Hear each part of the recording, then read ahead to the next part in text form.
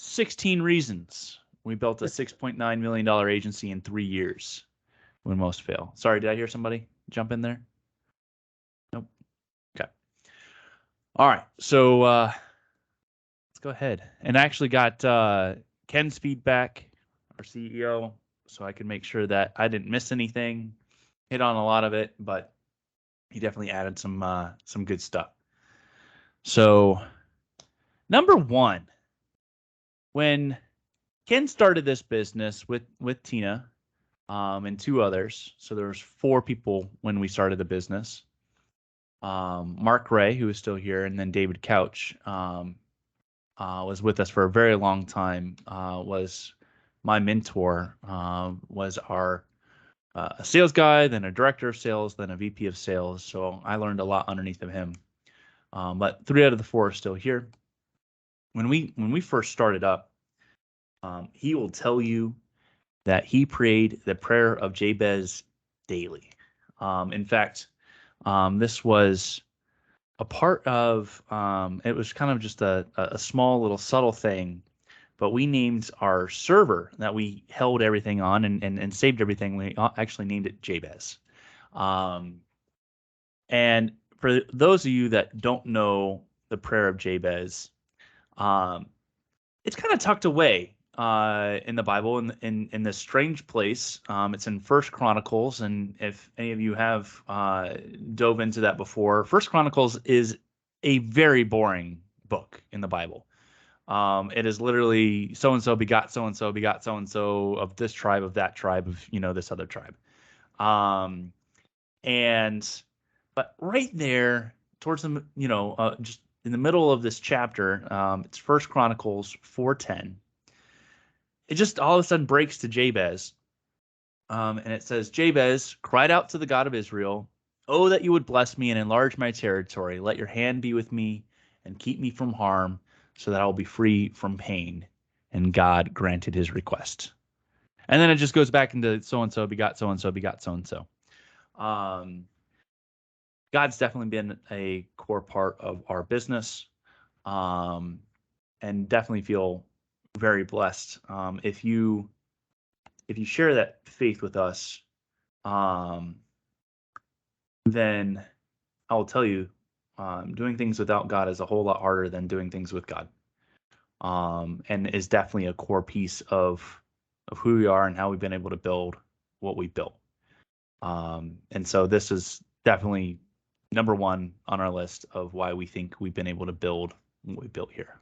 So that's reason number one, where we've been able to build this. Number 2, this is a huge priority. You have to know your numbers.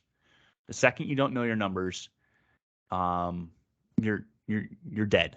You're dead in the water. You're going to make decisions based on the wrong information, based on gut, and they can lead you into places that you don't want for your business. You have to not just know your numbers, but run your business by your numbers. So you have to, number 3 is not just knowing the information, but then acting on the information. Be ready to make hard decisions based on number 2, knowing your numbers. And Ken specifically wanted me to mention, don't sell yourself that it's better than it is. The numbers don't lie. You can't deposit hope into your bank account. Do not bank on hope. We, at the very beginning of our business, so we had started up with 4 folks, right? 2 of them were 1099 commission. One of them was 1099 commission. The other we had actually brought on salary as a sales professional. And the numbers didn't support it. Very quickly, just it wasn't there. So we had to be, brutally honest with ourselves and with him. He was fired of, hey, this isn't working. Can't pay your salary. We'd love to figure this out together. And so we had to let him go. And he figured it out. He made it work. He got rehired, and he spent a very long time with that company. Very instrumental in our early days of helping us build what we are. But if we hadn't been honest with ourselves, if we hadn't been brutally honest with ourselves, with him, then we would just have immediately run it into the ground, and that company just would have ended there. And this just hasn't just happened once. This has happens, a couple times in the history of that company, where we just have to be brutally honest about the numbers. The agency world, if you win a big account, say you win Publix or Walmart or whoever as a huge account, and you hire 50, 100 plus people to manage that account, and that account goes away, well, you got to lay off 50 people, 100 people, and that's very uncomfortable. It's honestly the worst times in running an agency business, but it's real. And if you just try to hold on and keep taking losses, there won't be much of a business left to maintain. This is why we've been able to celebrate 15 years this past May. So last month, we just celebrated 15 years in business. And that's because we know our numbers, and we make decisions by our numbers, and we focus on them consistently, weekly, daily. We're looking at our numbers, and we understand what's going on inside of our business. And this is at multiple levels, right? This isn't just about revenue and expenses. Very important to understand all that. But you have to know your numbers at each individual department level. This particular department's churning. Why? This individual's churning. Why? This salesperson's not closing. Why? And then deep diving that so you can solve problems. That's huge. Number 4, don't go it alone. So I honestly, truly believe that what has helped make us a bit different than others is from day one, we were on this journey with multiple people. Day one, there was 4 people that started this thing. 2 of them were not partners. They were, one was a 1099 and another was a W-2. Not going it alone can be very powerful, because being surrounded by intelligent people who are going to help, achieve the mission, achieve the vision of building the organization, and call you out and tell you when you're wrong and why they disagree with you is huge. Because if you have people that are telling you why they think that idea is wrong, it makes the idea better. And this is a huge part of our company culture. Don't care what level of the company that you're in. You could be, brand new entry level type, employee, and you can tell our CEO respectfully, I don't think that's correct. I don't think that's a good idea. I think you're wrong. And you have nothing to fear when you do so. Because we want that. We want to make sure that those that go with us are willing to disagree with us and are willing to speak their minds, because we know that makes us better. And it also makes sure that we have buy-in, right? So if someone speaks their mind and says, I think that is not the best direction, or I don't think that is the appropriate next step, etc., we normally come to a resolution one way or the other, sometimes in the middle, sometimes it's explaining why we do something that way, and so thus we have greater buy-in of why it's being done this way. But we end up with a very cohesive team as a result. So make sure that you're not just not going it alone, but the people that are with you are willing to disagree with you, and that you foster that environment. Because if you end up with an echo chamber of people just saying, yeah, that sounds like a great idea, you're the smartest person in the world, wow, and no one challenges you on the idea and helps you, mold that idea, then you're not going to end up with the best solution, and you can go down plenty of paths that honestly just weren't worth going down. So I think that is number 4 of what has made us who we are, and why we are the kind of organization that we are. And this goes for our partners too, by the way. We're okay with our partners that want to be vocal and disagree with us, and make suggestions, and it just makes us better, and we appreciate it. Number 5, if you want to be big, act big. Not in just what you say, but in how you actually behave. For instance, you should have contracts. If you don't have contracts inside of your business and you're just operating on handshakes, then you just have potential litigants, not clients. And so that's one. See it all the time. See small business all the time. See agencies all the time where they just are not operating with contracts, and that's not behaving big, and that will not enable them to be big. That will help them get into some very bad places very quickly and destroy, what they have built. One of the things that we decided early on is we're not going to negotiate our contract templates for small deals. You can't negotiate your cell phone plan with Sprint. You can't negotiate, a small deal with us. You want to pay us $1,000 a month for services. No, you can't negotiate the contract language. You want to get into $5,000-$10,000 a month. Okay. We are more amendable to some of those things, but unless you are reaching a certain level, and generally it's towards the 10,000 type figure for us, then we don't negotiate those types of things because we're a big company and we don't take the time to go spend all this effort to do that, all the legal fees to have a lawyer review it, etc.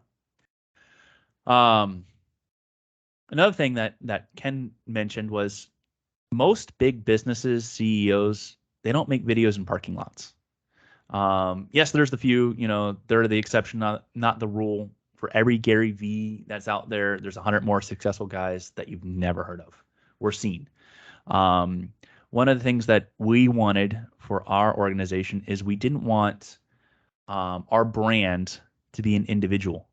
We never wanted to get the customer addicted to any one person, specifically our CEO. We never wanted a customer to be addicted to our CEO, want to, I want to be able to work with that specific person. That's huge, especially when you're starting up an agency, because it's really easy to get clients addicted to you, making it very hard for you to scale later. And so we had to be very careful about how we go about that. If the brand is you, it's also very hard to exit your business later. It's harder to sell your business if it's just built on you. So keep that in mind. Number 6, have the confidence to say yes first and figure it out second. So I actually want to tell you a little story. So this has kind of been who we are, is we're willing to say, hey, yep, we'll figure that out. And then we go figure it out next, and we pursue opportunities. So one of the first stories, when we started this business, we started as a web development company. We then expanded into SEO, which just made sense because that was our CEO's background, and so he could bring that expertise to the table. And anyways, one of our very first SEO client was on a phone call with us, and they say, hey, we want you to take a look at our PPC account and help us manage that as well. Do you guys do PPC? And we said, yeah, absolutely. We'll take a look at that, and we'll go from there. Hang up the phone, and he says, hey, Ty, what's PPC? Thus was born our pay-per-click department, which had never existed. We had never offered pay-per-click services, but we were willing to figure it out. We knew we were intelligent people. We knew that we knew digital marketing, and we know that we can make sure that we turn out a good product. And it actually led to some very interesting opportunities just because we were willing to say yes and figure it out second. Another example of this is the fact that we're in the white label space is because we said yes and we're willing to figure it out second. So we, back in 2008, had an agency in New York, large SEO agency, reach out to us, say, hey, we see that you provide pay-per-click services, which we had already figured that part out. So good thing we had said yes to that first. And would you be willing to, provide those services underneath of our brand name? The term white label wasn't involved in this conversation. No one knew that term. It wasn't what it is today. We said, sure, we'll figure it out. And sure enough, we put together, a contract and started figuring out. Within a year, that agency had 80 clients with us and maintained that type of level for several years before they decided, all right, you know what I'm going to try to do? Take it back in-house. They tried to take it back in-house. They put it on one person. 2 years after that, they called me back and said, hey, we want to restart with you guys. And I said, all right, how many accounts do you have? We lost them all. So they restarted with us and we helped them rebuild again. And then they ultimately exited that business, and we worked with new ownership, et cetera. So, but the moral of that story is we're willing to say yes, even though we had never white labeled or provided services underneath another brand name before. And it's led to us, that's who we are now. That's what we do. White label is who we are. It's what we rank for. And so just being able to be confident in your capabilities is huge, that you'll be able to figure it out. Number 7, be ready to pivot. Your initial ideas are usually wrong.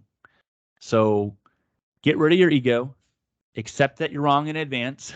Whatever idea that you initially had is probably wrong. It's always going to take more effort and it's going to be less of an outcome than you thought it was going to be. That's just how it is. And then lean into opportunities you discover as you go along. We initially were a website development firm and we were selling websites since 2007, $500, $600, $700. We quickly realized one-time revenue was not how we were going to make a business work. That's why we fired our sales guy and ultimately rehired him later. We figured out, oh, hey, we're going to move into marketing and we're going to have retainers. But along our entire path of being in business for 15 years now, we've been wrong many times. And what's actually really nice is once you have cash flow as a business, cash flow is king, because it allows you to be wrong. It allows you to go out, test, innovate, try something new, realize that didn't work. And guess what? You got paid this month doing what you're currently doing, and keep trying new things, keep trying new things, keep trying new things. And so I would actually kind of add that to number 7 is always be innovating, always be trying, always be looking at, hey, how do we make this better? How do we do this better? What is something that we can provide better than anybody else can provide? But be willing that you're probably going to be wrong, and you're going to have a lot more failures in your list than successes. I love being able to talk about our successes, but we have a lot of failures, like side businesses that we started, all sorts of different things. Marty could probably tell you. I mean, he oversaw some of the folks. Like we got into cool, crazy things, and invested all sorts of money, and just still to this day, we always are testing something new. So be ready to pivot and be ready to admit that you're wrong. It's okay. Number 8, be honest, but creative in your responses when you're starting up. So one of the big questions that everybody gets asked when they're starting up a business is, how big are you guys? And we had a very large opportunity that came to us. A company called Drive Time. And the people that we were working with are now familiar with this story. And I actually just told it the other day with him in a meeting, and we still laugh about it. But Drive Time, one of the largest used auto dealerships in the U.S., they were looking at us to assist with. First was reputation management, and then we ended up winning SEO and pay-per-click, and ultimately becoming the agency of record of just for everything for them. And they asked us, so how big are you guys? Now, at the point that they were asking us, we were 4 people. It's not that impressive. Not impressive at all. But we gave them a really honest answer, and it was very creative, and we like to talk about it. So our answer was this. Well, we're in a 4,000 square foot building, and we're looking to expand. Very true. We're in a 4,000 square foot building. We had 1,000 square foot per employee, and we were certainly looking to expand our business. And we won their business and had multi-year, very long-term, very successful relationship with them as a result.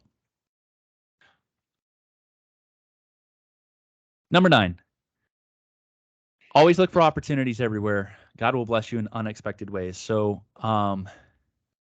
let God bless you, give thanks for that blessing, and make strategic moves. So we're always looking for opportunities. So when we said, hey, what's PPC? And the next day we're out there researching, all right, PPC software, PPC management software, blah, blah, blah, trying to figure out how to do it. Come across an opportunity. We find ppcmanagement.com has some PPC management software. We try to buy the software. And the very next day we get a refund.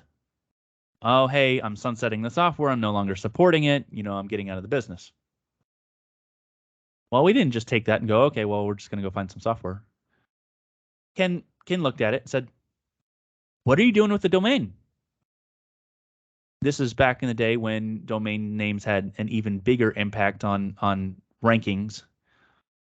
So we bought that domain, paid a very pretty penny for it. Over many years, paid $3,000 a month for 5-6 years. And then a balloon payment at the end, I think of like $100,000. So like that guy made a lot of money on his domain, but we also made a lot of money because we took it, we ranked it number 1 for PPC management, pulled in just hundreds of clients. We pulled in the agency from New York. It led to our white label model, etc. All because we were willing, going back prior, we were willing to say, hey, we'll figure it out. And it led to this. And we kept our eyes open for opportunities, and we were blessed with that opportunity. Follow it up. We were also blessed with another opportunity.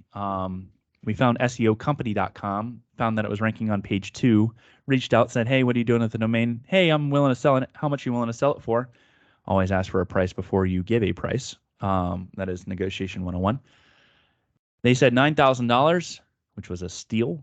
And we have both SEOcompany.com and ppcmanagement.com. Not really a huge part of what we do in terms of promoting ourselves directly anymore, but is a solid part of our backlink profile supporting that company and its rankings for white label. So those are some of the opportunities we had that we were definitely blessed with along the way. Number 10. So the original topic for today was going to be, hey, identify your superpower. I kind of want to define that a little bit further. Figure out your marketing superpower. So one of the biggest things that you can do as the agency owner, especially of a budding agency, is figure out, how am I going to go out there and get more clients? Because I mean that at the end of the day, that's what's really going to help you grow. Is going out there and having a very scalable way that you acquire clients. So you got to kind of have a conversation with yourself of like, what am I really good at, and how do I make it scalable? Being good at networking, that's all fine and good. Being good at cold calling, that's all fine and good. But what I don't like about those things is when you personally stop putting in effort, you get sick, you take a vacation, it stops. What works really well for us is SEO is our thing and has always been our moneymaker. And we've always taken domains and put them in prime position to pull in people on a daily basis. Thatcompany.com gets anywhere from 50 to 100 agency leads every single month. And we narrow that down to, the appropriate partners. And that's meaningful. Figure out what you're good at. I mean, if you're good at writing, great. I think that you could apply that in the SEO world for sure.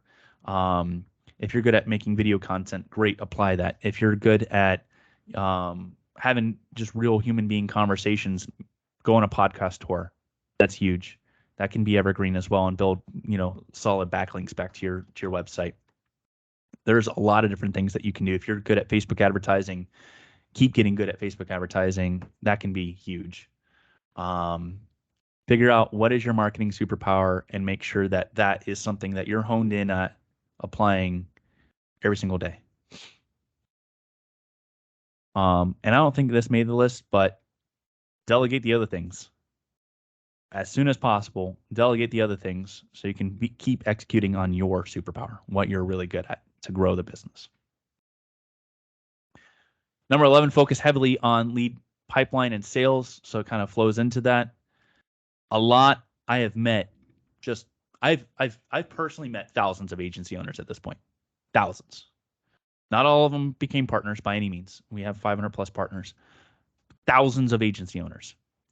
And the ones that go out of business are definitely rearranging, we call it rearranging the chairs on the Titanic, where they get focused on the wrong things, where they just go, oh, I got to make my beautiful website really pretty and just really focus in on that. And I drove 5 people there and I didn't get a lead, and I'm going to go tweak the website some more because I didn't get a lead. No, you didn't drive enough traffic to the website in the first place. Traffic and eyeballs is huge, very, very important. Without that, you can focus on the conversion path and improving conversion rates secondary. That's okay to think about, but if you're not focused on driving volume of the right folks, you're going to struggle. That has to be a top priority. And that's always been a top priority for us. Always something we've had our eyeballs on. All right. Number 12, figure out your values as a human being, and your tribe will find you and join you. So one of our top values here at that company is we want to have fun in the process. And it's just super important to us. Like, work is all fine and good. And we enjoy what we do, but I want to make sure we have some laughs as we're going about it. I want to make sure we're having fun. And I mean, our CEO, Marty, what does our CEO do at least on a weekly basis to make somebody laugh?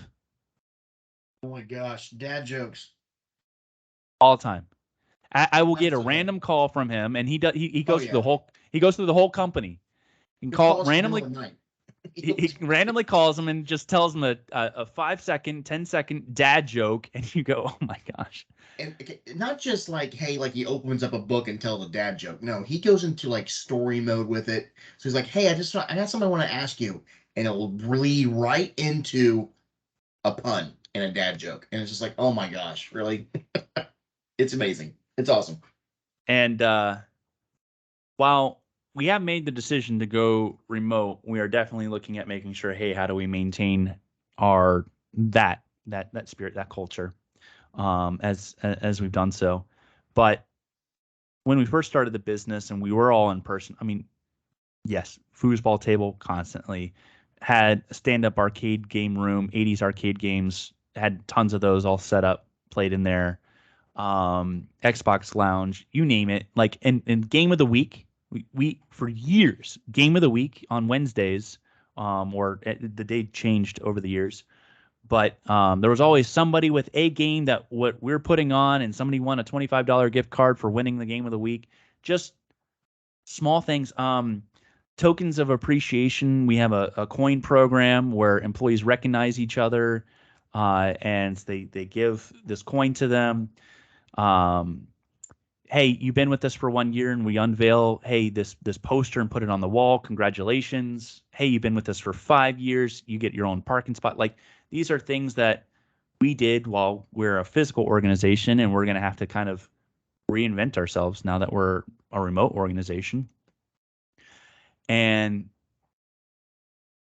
figuring out your values of what you want to do, and then your tribe's going to come and find you. You'll be met with the similar people, and that's super important.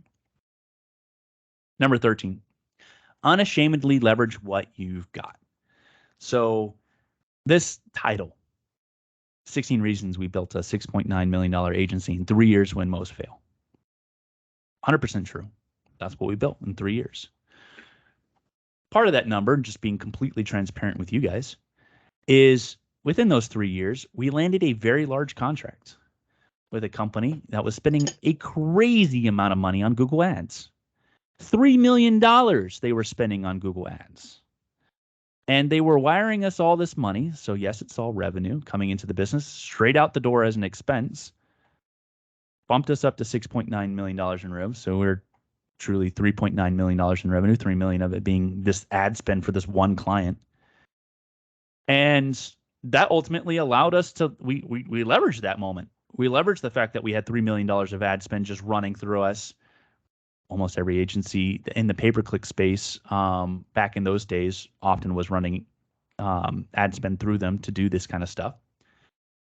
And it allowed us to claim number 183 on the Inc. 500 fastest growing privately held companies in the US in 2011, which is this huge social proof that turned into more clients for us as a result.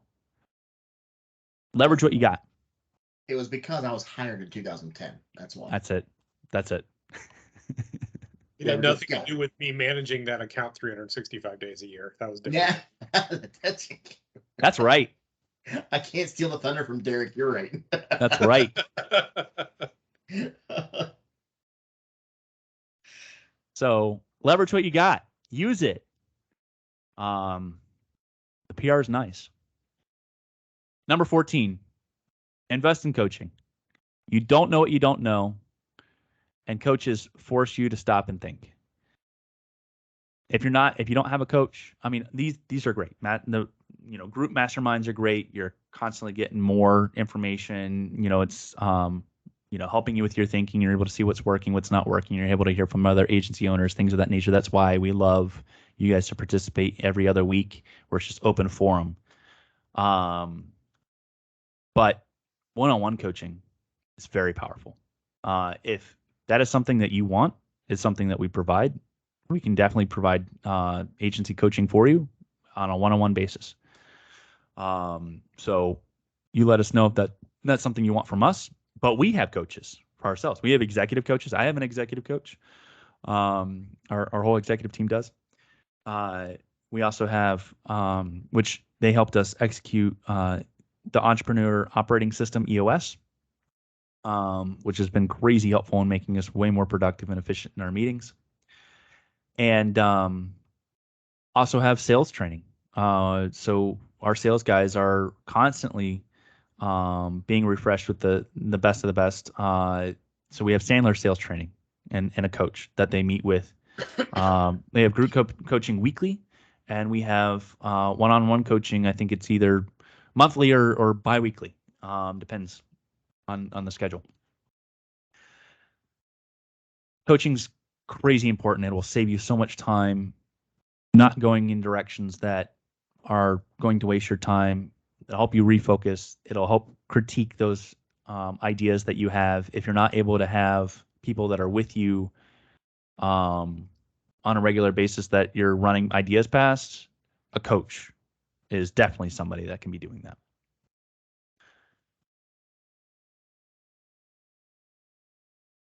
Remember, you are called to wash others' feet, and you only get one name in life.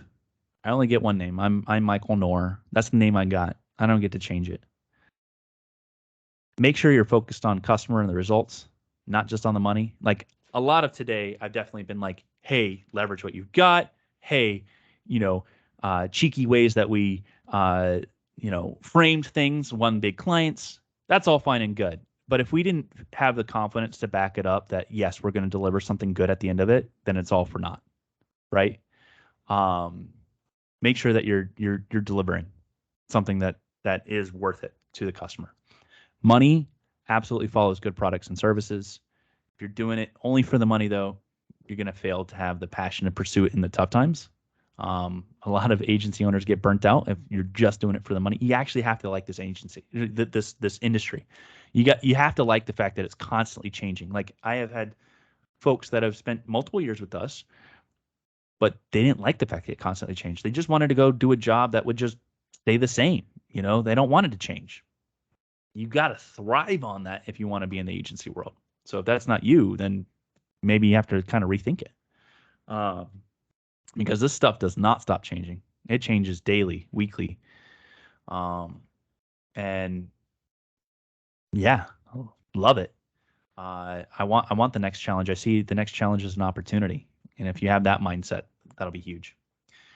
Your brand matters. Not just the company brand, but your personal brand matters. You're born with only one thing, and that's going to follow you the rest of your life. It's your name, and just make sure your name's being associated with what you want to be known for.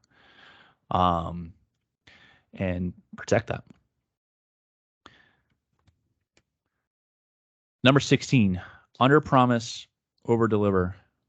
We have always been very cautious in our business, not to, we get some flack over this, but we don't actually create case studies out of clients and share them with other agency owners and ultimately kind of create this like larger than life, oh, hey, yeah, we definitely can make that happen for you. Every client's different. Every industry is different. We've always preached that. We always want to underpromise and then overdeliver. We want to make sure that, hey, can I guarantee you results? Oh, I can't. I can tell you based on your scenario, and Marty and Derek do this on a daily basis when they're in their strategy meetings. They can say, hey, based on the data, based on this information, this looks like the best route. But we have to actually get into actual execution to see the nitty gritty. So, and make sure your brand promise is ultimately smaller than your brand deliverable. If you're doing those things, then you're going to build a very scalable business. You're going to build a business that does grow. Not taking on every single client. There's been plenty of clients that, and I'm not saying we're perfect. Let me just clarify that from the get-go. We have not had 100% perfect clients of, like never lost. No, we've lost plenty of clients over the years. But it has always been our goal to make sure that we're not setting outrageous expectations, and that whatever expectations we do establish, that we believe that we can achieve them. So there you go. That's it. Those are the 16 core reasons on why we've been able to build the agency that we built, that we're alive today, 15 years later.